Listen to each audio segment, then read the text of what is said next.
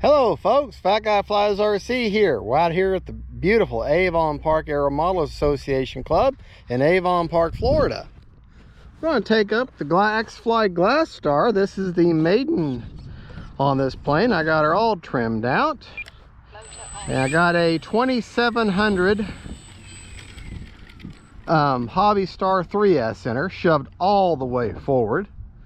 CG is about 1.5 inches in from the leading edge of the wing. Let's get our control surface test taken care of. We got right aileron, left aileron, up elevator, down elevator, right rudder, left rudder. And I know you may have already spotted something about the wheels. Talk to you about that in just a second. There we go.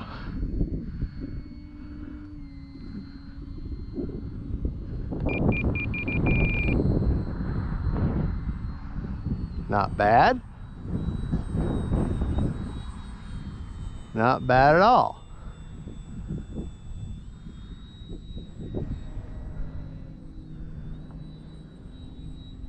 Yeah. I feel comfortable enough with her on a Maiden to give her a nice little roll there. And you gotta slow your roll. Not bad at all. Yeah, I think the 2700, see if I can't get a landing out of her. 2700 pushed all the way forward.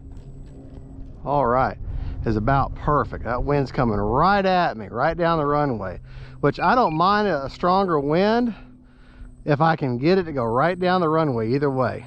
All right, let's talk about this for just a moment. You're thinking, wait a minute, I've seen the Glastar. Those wheels don't look right.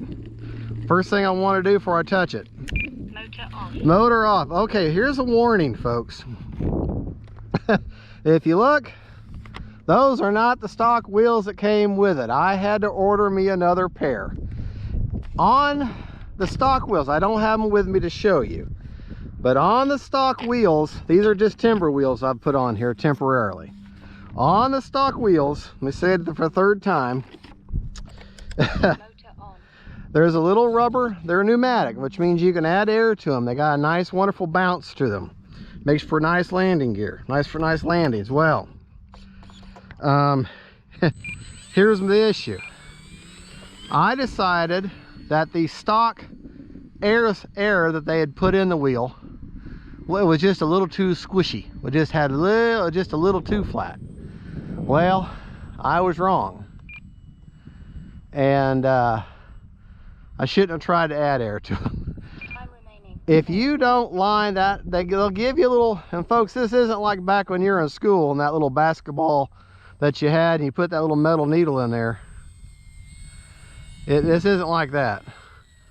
Those needles that you're putting that into, you have to line that needle perfectly up and put it right in there at the right angle, same angle that the needle is sticking out or the valve is sticking out of the wheel.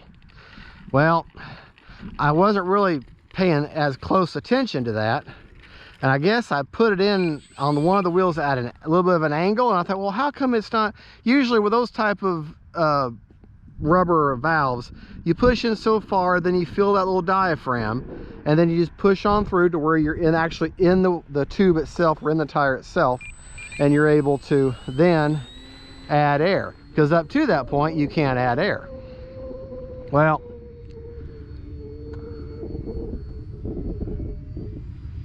anyways, make a long story short, which I can't do, I put that needle in at an angle, and I punctured the inside wall of that rubber valve. And from that point on, that valve would no longer hold air. And so whatever air I put in, it went right back out again. So now I had completely deflated air and no way of repairing it, because it was the actual needle itself I had damaged. So be careful on adding air. What a sweet flying plane. Okay, let's we got 3 minutes and 30 seconds left. Got a strong one. Let's actually talk about the plane now. But anyways, just be careful with the valve, how you put that needle in. You know, you should be able to push it straight in with very little resistance, and then pass the little diaphragm to add air if you wish to. But I'll be honest, leave it alone. Let it, just leave it alone. Leave it alone. All right, let's see how this plane does. She's not super powerful. Take her up. And that's the stall right there. Let's try that again. All right, we're gonna go up, slightly up, and we'll kill the power and see what she does. And she just kind of slumps on over. All right, typical for a high wing, stable, predictable. Time remaining 3 minutes. There. Yeah. Gotta tell you, not bad. There's a knife edge. Oh yeah.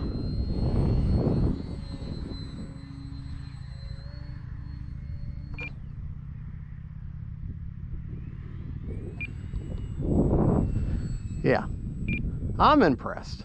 I'm impressed. Nice little plane. But as you can see, if you mess up the tires, you can add the Eflite Timber tires on there.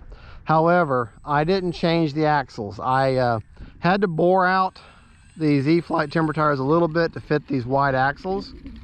And my wheels, the stock wheels, a new set are coming from RC Castle, but with the Chinese calendar year or their New Year's celebration, they might be here in a couple of days, couple of years, couple of months.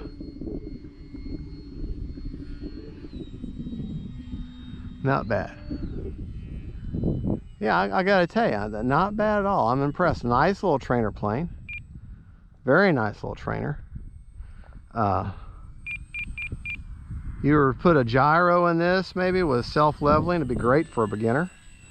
And even if you didn't do it, it's a very predictable plane. Like I said, I've got a 2700 pushed all the way forward. Let me show you. We're gonna go ahead and end it now. Motor off, so you don't want to hear it. So you heard that. Now let's, oh gosh, I'm hooked up. Okay, motor's off. To show you, put your little tape tab on this, because let me show you something about this model. You can't see hardly see the seam. So when you first get it, like, how do I get in there? Yeah, put a little tape, and all you do is just put a little piece of tape on there and then fold it over on itself. And that way I've got the a DSMX receiver, or a Spectrum Protocol receiver with antennas 9 degrees. As you can see, I've got my Hobby Star right there shoved all the way forward in that compartment. And the CG on this plane is basically, you feel these little plastic things here come out about maybe a finger pad out right there where my finger is, and straight across. So if you put your fingers there at the front of them plastics pieces, that's pretty much where your CG point is, right about there. So, all right. Now I have to do a remade on this whenever I actually get the proper wheels, because that may change the weight a little bit, but I'm impressed. It's a nice little plane, nice little trainer. It's all white when you get it.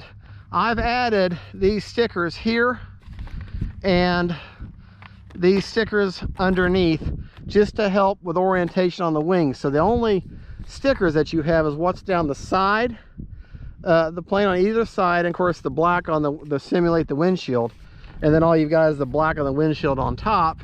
And then when you look underneath, all you've got is your black wheels.